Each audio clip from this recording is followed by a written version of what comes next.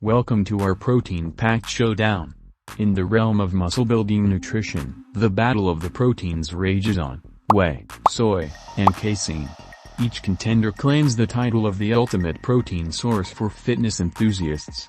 But fear not, we're here to cut through the marketing noise and present you with cold, hard scientific facts.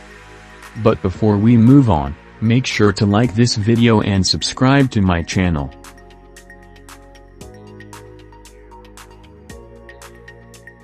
The quality of a protein is primarily a function of its composition of EAAs, in terms of both quantity and proportion.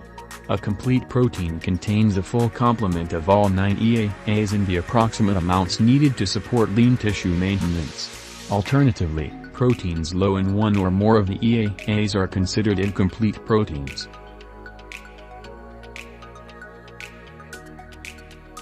Wilkinson and colleagues demonstrated that the post-exercise ingestion of a serving of skim milk containing 18 grams of protein stimulated muscle protein synthesis to a greater extent than an isonitrogenous, isoenergetic serving of soy.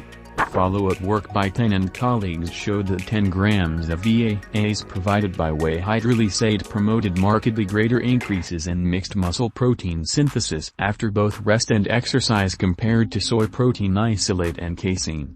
It is speculated that the fast-digesting nature of whey is responsible for this enhanced anabolic response. Theoretically, the rapid assimilation of leucine into circulation following whey consumption triggers anabolic processes to a greater extent than the slower assimilation of leucine following soy and casein consumption.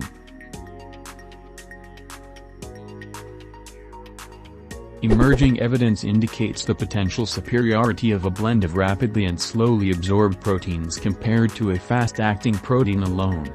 Specifically, it is theorized that the addition of casein to a serving of whey results in a slower but more prolonged aminoacidemia, which leads to higher nitrogen retention and less oxidation and therefore a prolonged muscle protein synthetic response. To generalize, high-quality fast-digesting proteins robustly stimulate muscle protein synthesis during the first 3 hours after consumption, whereas slow-digesting proteins exert a more graded stimulatory effect over 6 to 8 hours.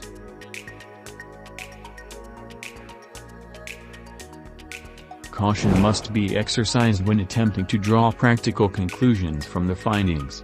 Given that the aforementioned studies measured muscle protein synthesis over short periods, they do not reflect the extended anabolic impact of protein consumption following an exercise bout. There is little evidence that consuming specific protein sources has a tangible impact on hypertrophic outcomes for those who consume adequate quantities of animal-based foods. Vegans have to be more cognizant of protein quality. Because vegetable proteins are largely incomplete, vegans must focus on eating the right combination of foods to ensure the adequate consumption of EAAs. For example, grains are limited in lysine and threonine, and legumes are low in methionine. Combining the two offsets the deficits, thereby helping to prevent a deficiency. Note that these foods do not have to be eaten in the same meal, they just need to be included in the diet on a regular basis. If you want to buy the best quality protein powder, click on the link in the description.